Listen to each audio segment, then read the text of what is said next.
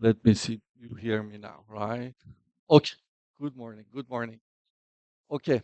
So it's my pleasure to be here today. My name is Amir Kazory. I am a professor at the University of Florida. This is the third time I am here with you guys, and not with you guys necessarily, but with the American Canadian School of Medicine. It's my pleasure to be here. This week, we are going to have a number of lectures together. It would be 2 hour lectures in the morning, and then I guess for the third days at the end, I will be also in the small group sessions. So normally I ask you your name and all those, but this time, thankfully, there's a lot of you. So I pass on that, and hopefully we'll get to know each other over the next few days. The first session of the first day is, as you see, renal potassium handling. What does that mean, really? Why did I put strawberries here? Do you know? I I don't know if I hear it this bad or you hear it the same bad as I do. It gets interrupted. Hopefully, it will be better. So why did I put the strawberries? Those who have been here last year, they know about it. Why do I do it?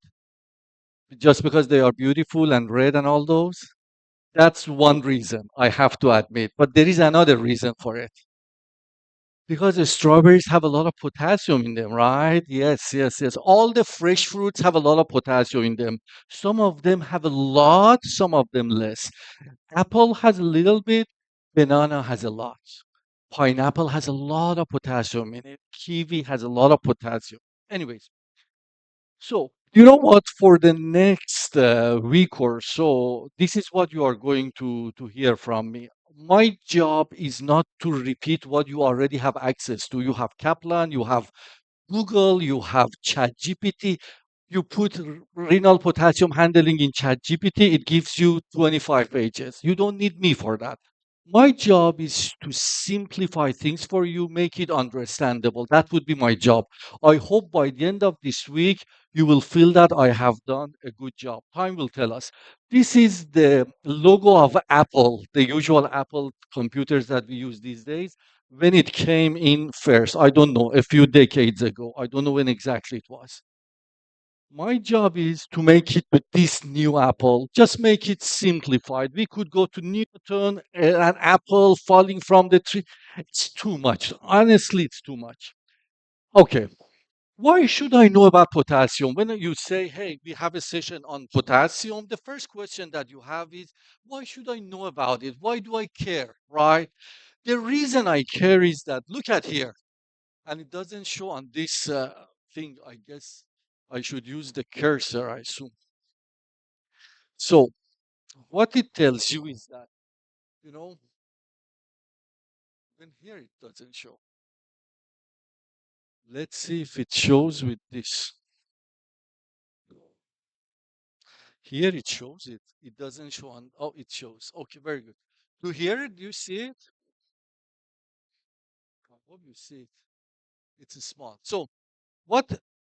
Why is it important to know about potassium? Why should we know about it? Because between 4 and 5 is normal. This is where you and I we are living. That's great. If I go less than 4, it would be bad. If I go more than 5, it will be bad. Depletion or excess will be bad. And why is bad when it is hypokalemia or low serum potassium level? It gives us arrhythmias, it gives us muscle weakness, it gives us it gives us hypertension and death. On the other side, if it goes high, it gives us a number, again, arrhythmias are there, muscle weakness is there, it gives us bradycardia and death. You see, there are lots of things that are actually common. So, arrhythmias and muscle weakness go both ways. If somebody, as a nephrologist, if somebody comes and tells me, for the last 2 weeks, I have started to be very weak, I'll be worried. This might be a potassium issue. Yeah, sure enough, it can be anything. But for a nephrologist, my red flags go up. I will be thinking about the potassium issues. So,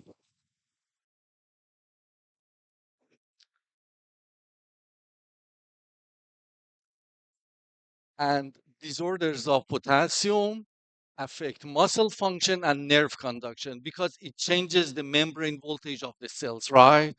So, if it changes the muscle function, what's the most important muscle you and I we have? Is it the brain, the muscle? There's another better muscle we have than the brain. Yes, the heart, right? Or diaphragm for breathing, right? You know that diaphragm plays a major role in breathing and the heart is a muscle. So when I tell you, oh, disorders of potassium will affect the muscles, it's not I'm not talking about my deltoid. I'm talking about big deals. It can kill me because it affects my heart, my most important muscle. So the one fact there is professional tennis players need their muscles in their best shape for several hours in a row. Those of you who follow tennis players, you know that 2, 3, 4 hours they are just keeping playing, and it is really at a high level. They need their muscles, right? So the question I have is, what would you recommend as a perfect snack for them on the court? When they are playing this hard, they need to replenish their muscles. What do you think they, when they stop for 10 minutes, 5 minutes, that they have a break, what do you think is a good snack for them when they are using their muscles? I don't hear you very well. I do think you guys also don't hear me very well. I have to tell you, this audio visual, wala la la. Okay. So I don't hear you well. Well, tell me. Okay, you guys know it. Very good. You shouldn't say it. Yes. These are the tennis players. Look at them. All of them have the same snack. They're not crazy. They know what they are doing. They are at any single second of their life is planned by the coaches, right? They have 25 coaches for that one person. All of them are getting bananas. Bananas, first of all, they are not messy in front of 2,000 people. You are not messing it. And then it is filled with potassium. You replenish your potassium in your muscles for the next round. Okay? Very good. They don't take cheese puffs, for example.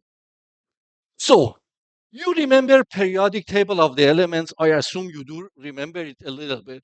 When you look at everything here, I have something here. This is the potassium. Do you remember potassium? Do you see? You probably don't see it from here. It says 39, the atomic weight.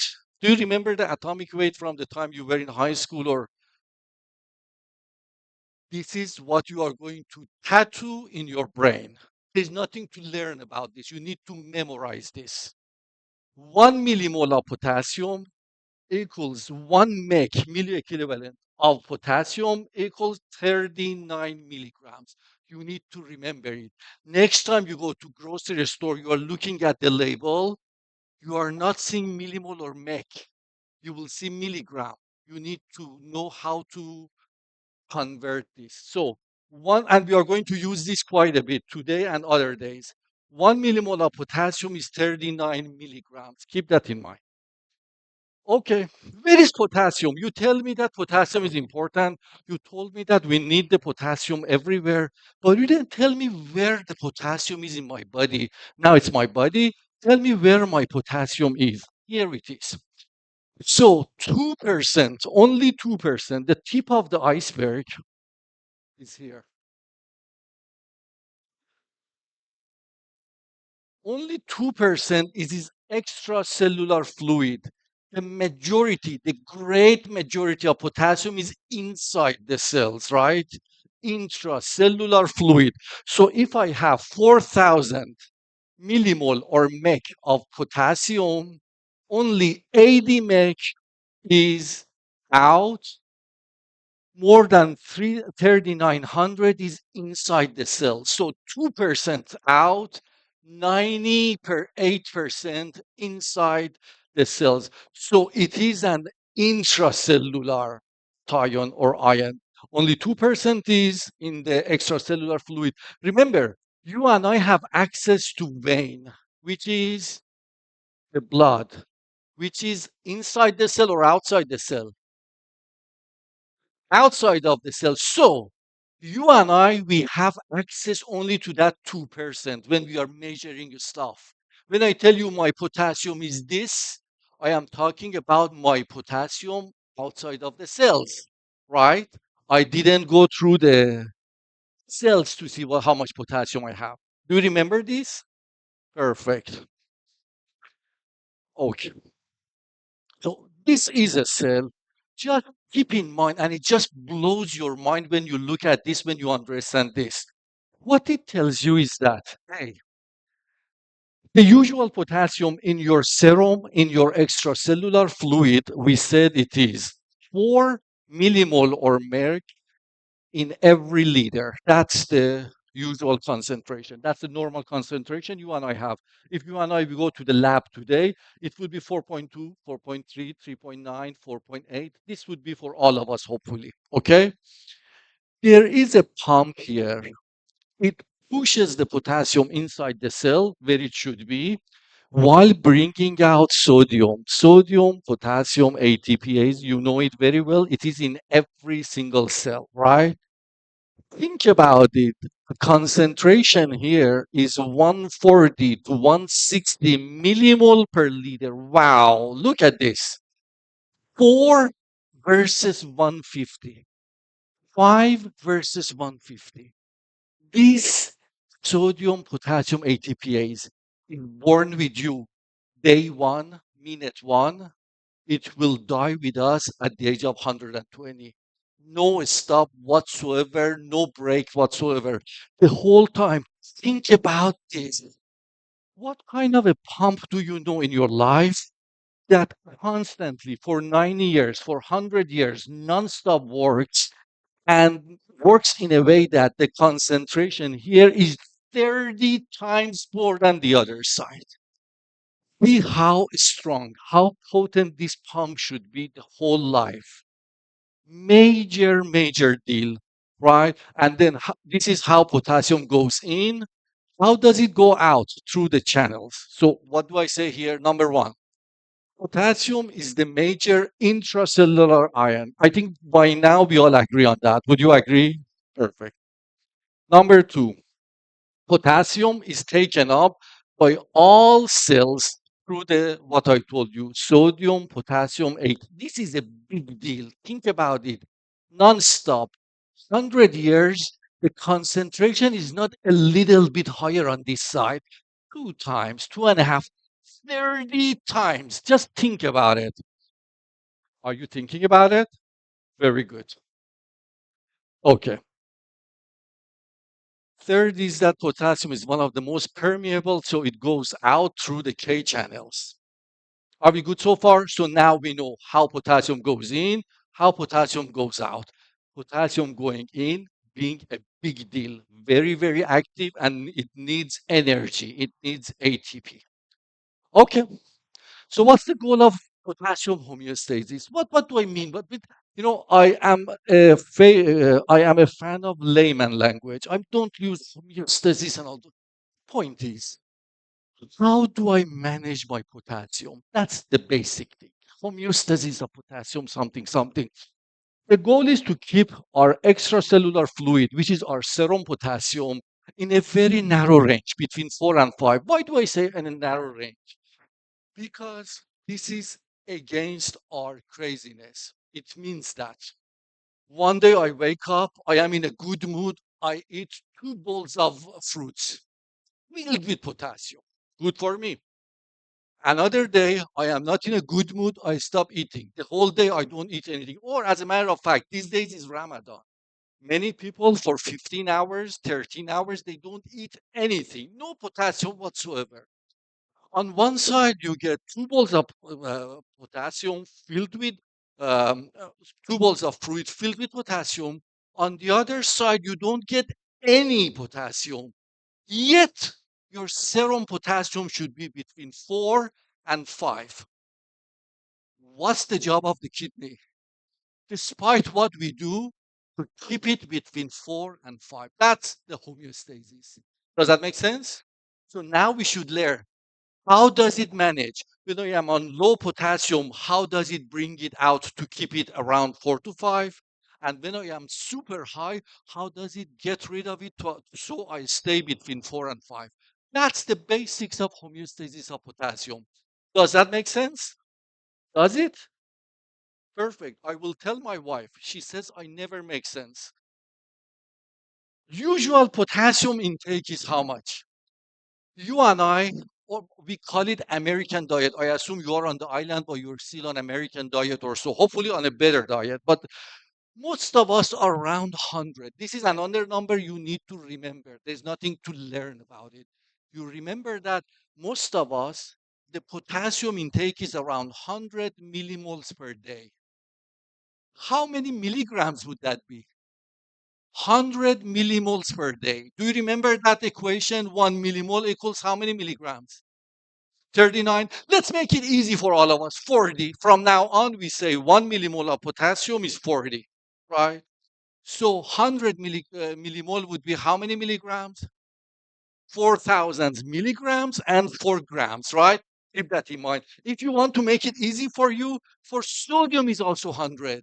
You remember sodium, we want to be on low sodium, healthy diet, right? It is 100 millimoles per day, the DASH diet.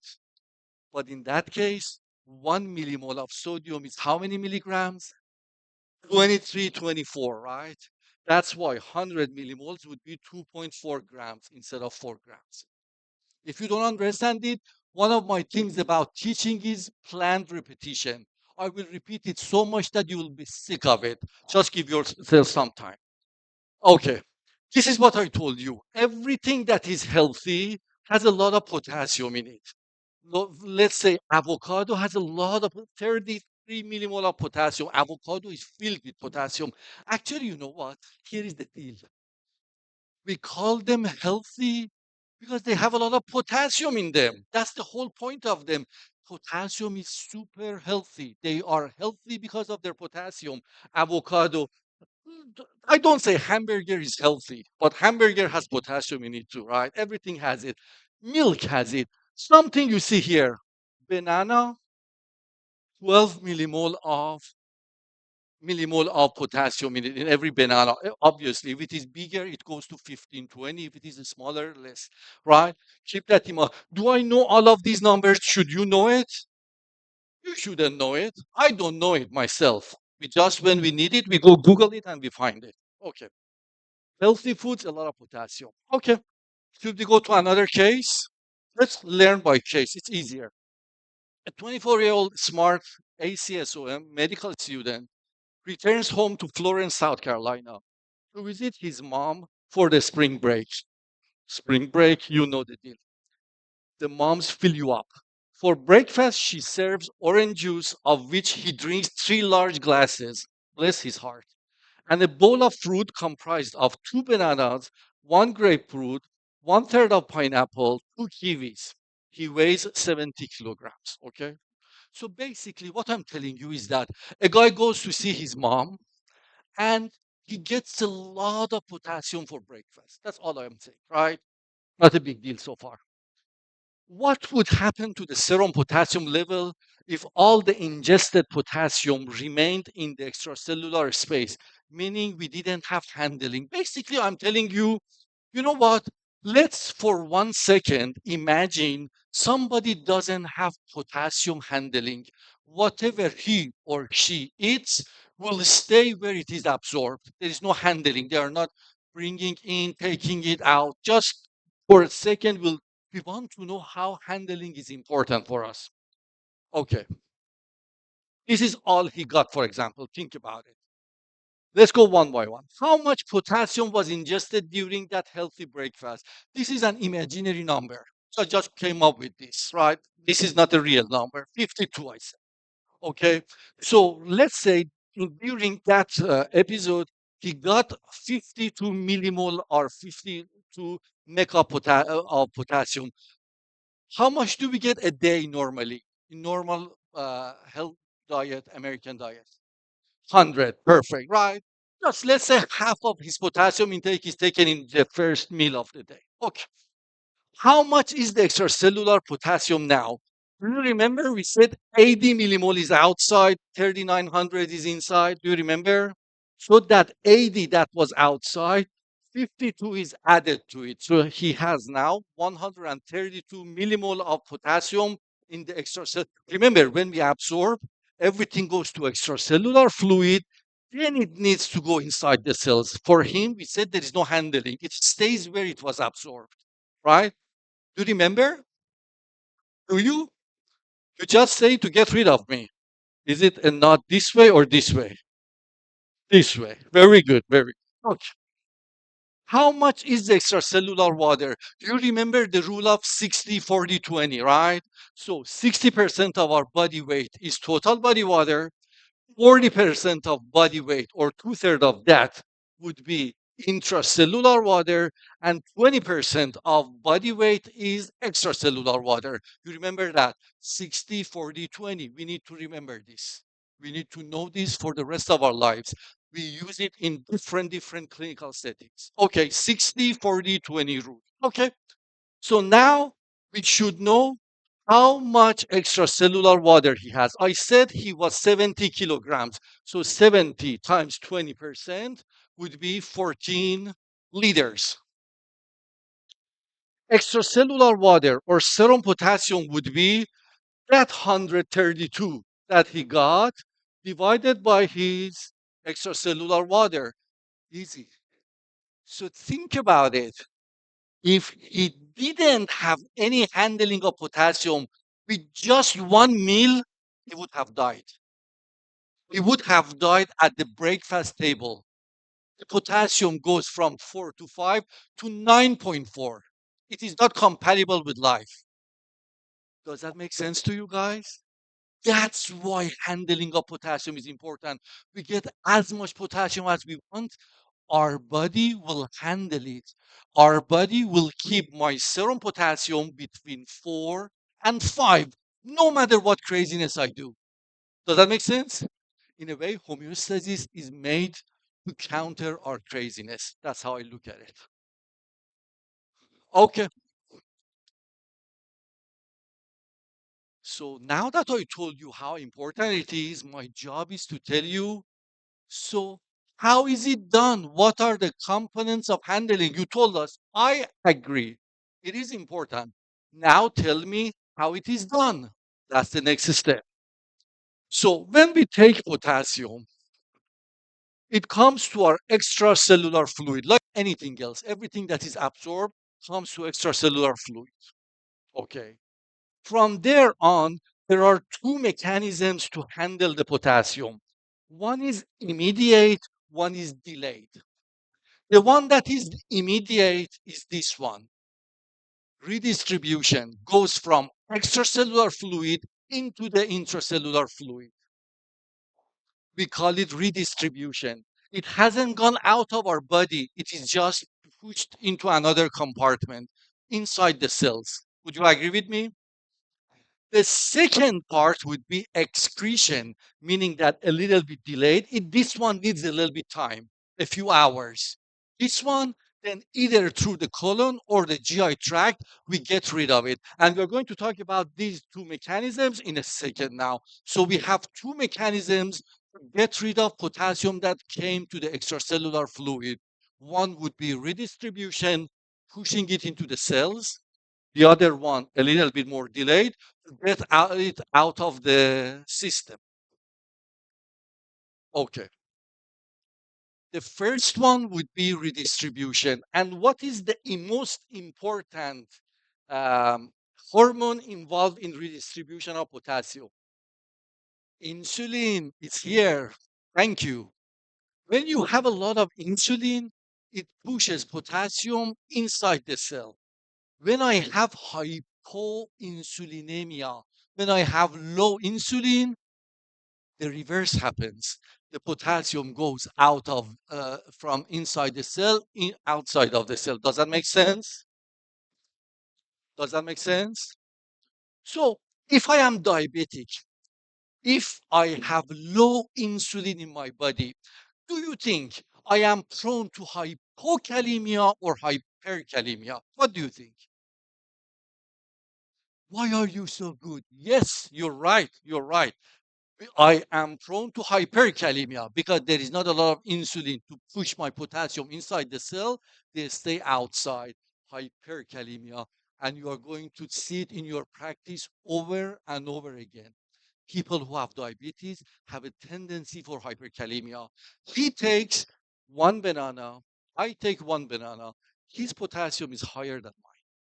because my insulin pushes it into the cells. For him, there is not enough insulin. Does that make sense? Perfect. So when you tell me that it is in the intracellular fluid, the redistribution pushes it into the cells, are all the cells getting the same amount of potassium? No. There is a storage unit for potassium in the body. And what's that storage unit? You already saw those tennis players. Where do they store their potassium? Muscle, muscle, muscle, right? So muscle is number one. And I wouldn't do justice if I tell you three places: muscle, bone, and liver. They are. But think about the proportion. This is muscle, that's the rest. Muscle is the main one, followed by bone and by the liver. Does that make sense? Does it? Muscle. So now I have another question for you. They call you for you are, let's say you are part of Médecins Sans Frontières, the Physicians Without Borders, right? They call you. There is an earthquake in Turkey. You go there. There is earthquake. Many people are under the buildings, so their muscles have been crushed. When you do labs, do you think you will see a lot of hypokalemia or hyperkalemia when the muscles are crushed? Hypo, hyper? Yeah, because they are coming out of where they were stored, right? Exactly, that is true. The main reason why people die from nephrologic standpoint in earthquakes, hyperkalemia comes out, the muscle stops, the heart muscle stops working. Does that make sense? He's not dying from the bleeding. He dies from his potassium, his own potassium. Does that make sense? The same amount of potassium in his body, just from the compartment it should be intracellular fluid. Now it's shifting to extracellular fluid because the muscles are damaged. Does that make sense? Does it? Are you saying it to get rid of me? Very good, very good. Excellent. So now that we are talking about redistribution from extracellular to intracellular fluid, there are a number of mechanisms that pushes the potassium inside the cell, meaning that this sodium potassium ATPase will be working like crazy because its speed, its rate changes. If it goes very fast, there will be a lot of potassium going inside the cell. You will get hypokalemia. Serum potassium will go low because the potassium is pushed into the cell. Okay. So what are five of them I put here? Three of them I said is more important for your tests. But all five we need to learn. The first three are really important for actually the clinical scenarios. Alkalosis, high insulin. Now we knew it already, right? Insulin, we said high insulin pushes the potassium inside the cell. Beta 2 agonists, the one that we use for asthma, they push the potassium inside the cell. So if I treat a patient with asthma in the ER today, I give them some beta 2 agonist. Do you think he will be prone to hyperkalemia or hypokalemia? Hypo, right? Because it pushes the potassium inside the cell like insulin. Very good, very good. The other two that you and I we need to remember, barium poisoning. Barium is the one that they give to do GI imaging. Much less commonly used these days, but barium poisoning when they were using it. And thyroid hormone. Think about it, it's like insulin. If my thyroid is working too fast or too hard, it pushes the potassium inside the cell. Isn't that crazy? Okay, we know about the redistribution this way. What about the other way? What are the ones that make this pump work less efficiently? Not a lot of potassium goes in. So basically, potassium goes out of the cell because the exit channel is always there is leaking into outside. Unless this one works fast, there will be more potassium outside of the cell. So what are the reasons for hyperkalemia? The opposite of what I just told you. It's as easy. I told you alkalosis pushes it inside the cell. So acidosis brings it out. Glucose going up, insulin going down, and cell injury, I told you. Digoxin is used less often, and beta blockers, we use them. They make you, I was prone to hyperkalemia. They probably don't give hyperkalemia per se, but if I have that and I get a lot of potassium, I have a tendency my serum potassium to be on the high side. Okay, so this part I think we took care of it really nice.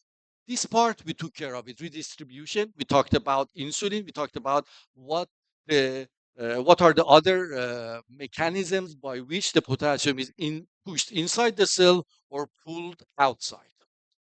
Now it's time to talk about the second part of it, the one that we said is a little bit more delayed. You see the difference between arrows, kidney, and the colon, right? It's favoritism. A nephrologist talks always about the kidney, doesn't think that colon is important, right? No, the reality is that when excretion happens in the for the potassium, 90% is the kidney. Colon or GI tract has a very minimal impact on the potassium excretion. And I'll tell you in a minute what is that impact. What is the main hormone here? For the redistribution, we said insulin was important. For the excretion, when we want to get rid of potassium out of our body, which hormone is important? Aldosterone, which is written here. We are going to talk. Aldosterone is one of the obsessions of nephrologists. So during this week that I am here, you are going to hear a lot about aldosterone from me. Just to make it easy for us from now on to get this out of our way, colon 10% of the excretion. It's not a big deal. It's only a big deal in one pathologic situation. At the beginning of the day, we don't want to be gross. Let's say somebody, most people have one or two bowel movements a day, one bowel movements every 2 days, things like that, right? If I am on chemotherapy and I have major medicines that give me a lot of problem with my GI tract, do you think I may have 25 bowel movements a day? Yes, that's unfortunate, but they did. I hope nobody goes through chemotherapy, but once they go, some of the side effects are worse than the disease itself. And this is one of them. Sometimes they have 20, more than 20 bowel movements a day. That's when hypokalemia can happen because of potassium going out. In really extreme situations, not one or two, three bowel movements a day. Does that make sense? Keep that in mind. That's why this 10% is there, but in normal physiologic circumstances, it doesn't play a major role. It only plays a role when it goes higher than usual. Does that make sense, guys? Perfect. Okay, now I just put it here. So, do you think this is a colonic cell? This is a cell in the colon. Do you need to learn all these transporters?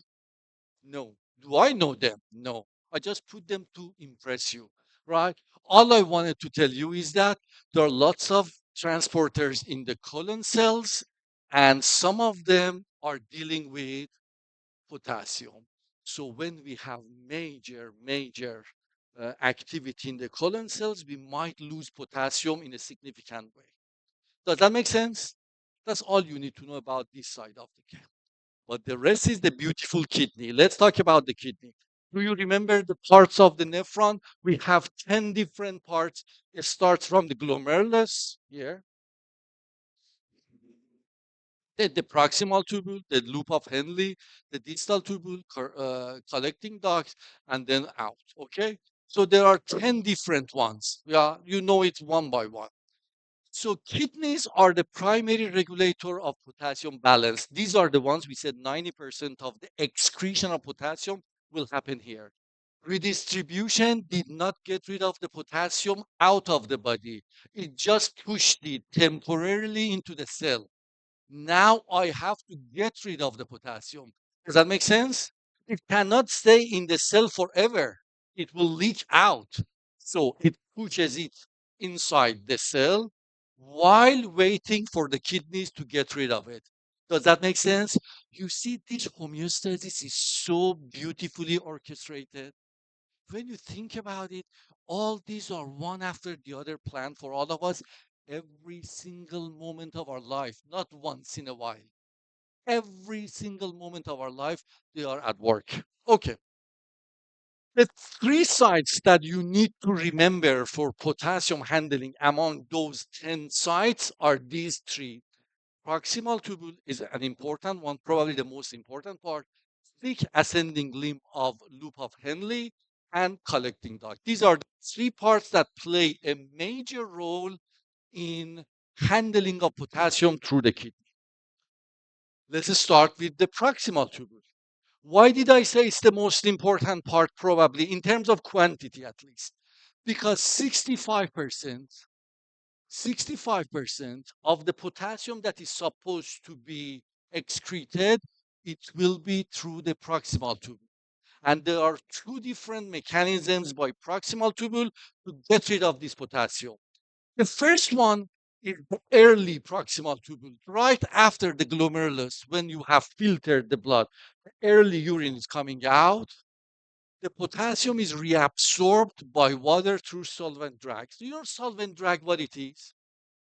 Think about it as flood. When there is a flood, there is chair in it, there is a car in it, there is a table in it, there is a TV in it. If they are super heavy, they are less likely to move.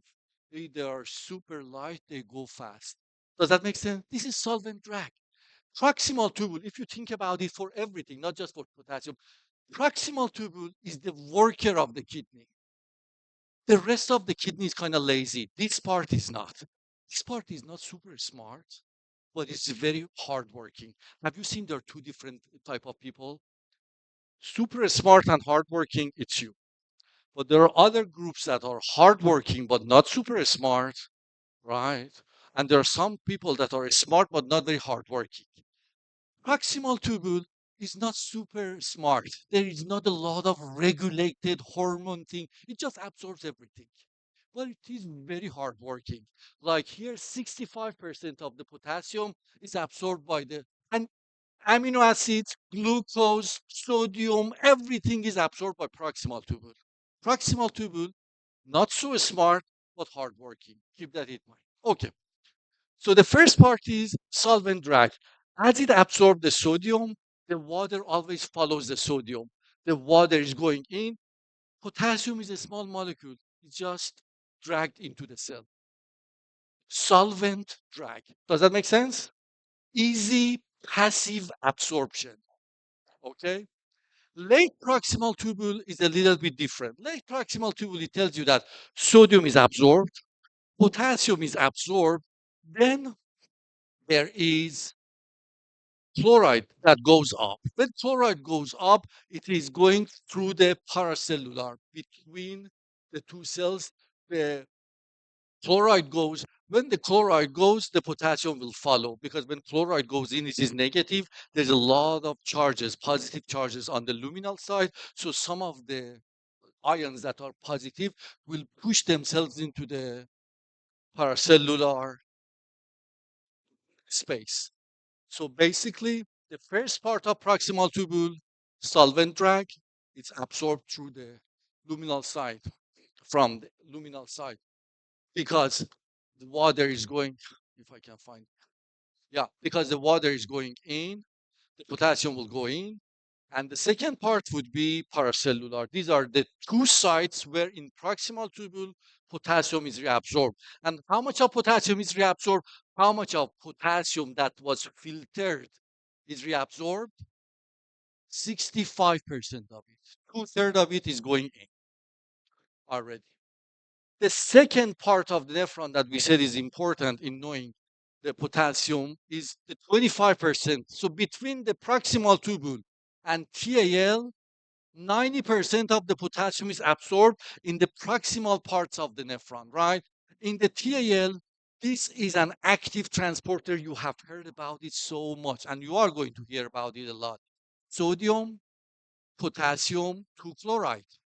The three of them are pushed into the cell. This is an active transporter, right? Sodium, potassium, 2-chloride. So this is where the potassium is absorbed when it gets to TAL. And as you know, loop diuretics are the ones that are blocking this. So if I use loop diuretics, what are the three ions that I'm going to excrete or to lose? Sodium, potassium, chloride. You will see patients with heart failure that take a lot of loop diuretics. These are the three that are low in the cell. Okay? Loop diuretics block this, which will be one of the transporters in the TAL that helps with absorption of the potassium. The second part is again paracellular. So paracellular is working both in the proximal tubule and also in the loop of Henle for potassium at a lower extent, obviously, right? And then from this side, there is K channel where the potassium can go inside the cells after that, goes outside of the cell, goes to the blood side. Basolateral, this is the luminal side, if you can see it. I myself have a hard time seeing it, and this is the basolateral. Okay, so we learned about where in proximal tubule, where in TAL. What am I owing you? What is the third one that I told you is important?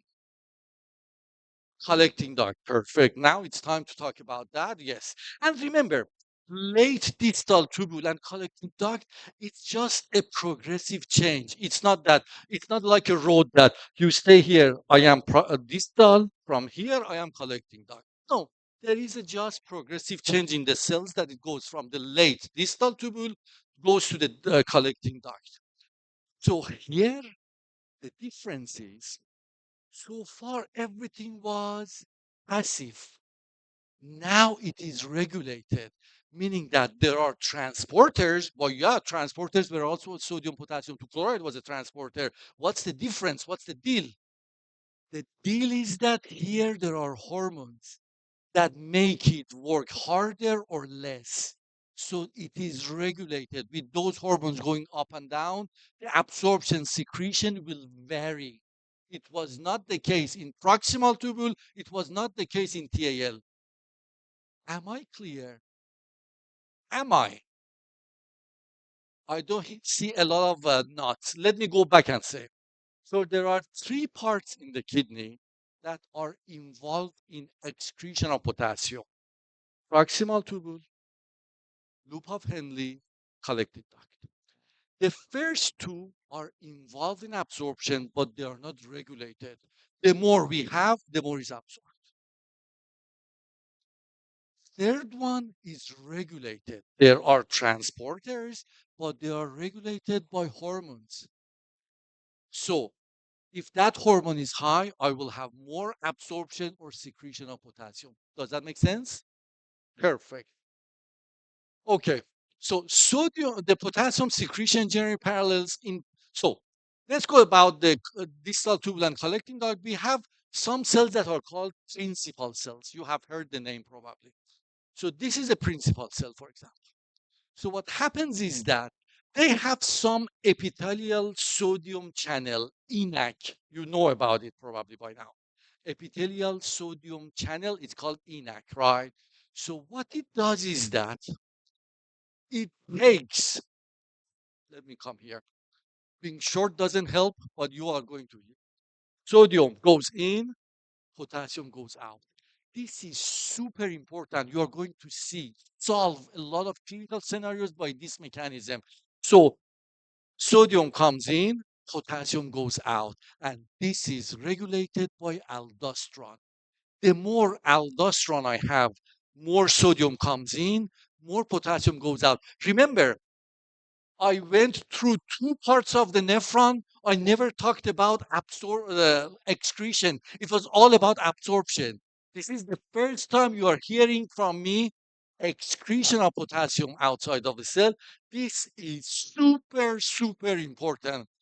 Potassium goes out. This is how we excrete our potassium. Probably the most important mechanism, actually. Okay? Aldosterone has that. So, what is very important is that, so this is epithelial sodium channels, we call them ENaC. Okay?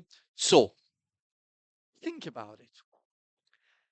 I have a lot of potassium in my body. I come to the ED with hyperkalemia, right? The ED physician wants to get rid of my potassium. Is it a good idea to give me something that has a lot of sodium in it? What does it have to do with potassium? Get rid of my potassium. You're giving me sodium? Are you crazy? Why do they give me a lot of sodium? They think about this mechanism. They say, hey, if I give this guy a lot of sodium, the sodium goes inside the vein, gets filtered in the kidney, goes into the tubules, comes to this distal tubule here. The more sodium he has here, the more potassium he will get rid of. Does that make sense?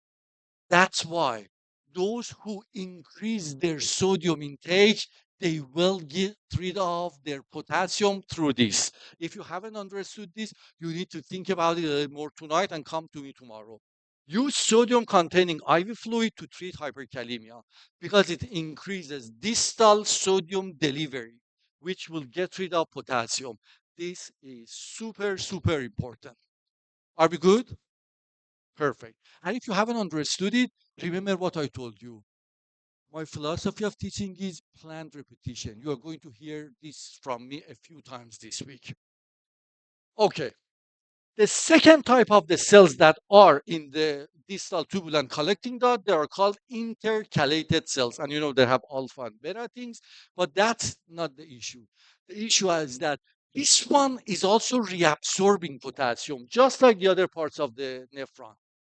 The difference is that they are also affected by aldosterone.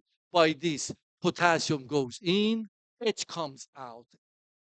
HK ATPase. You had sodium, potassium ATPase. Now you have hydrogen potassium ATPase here. So again, it works through.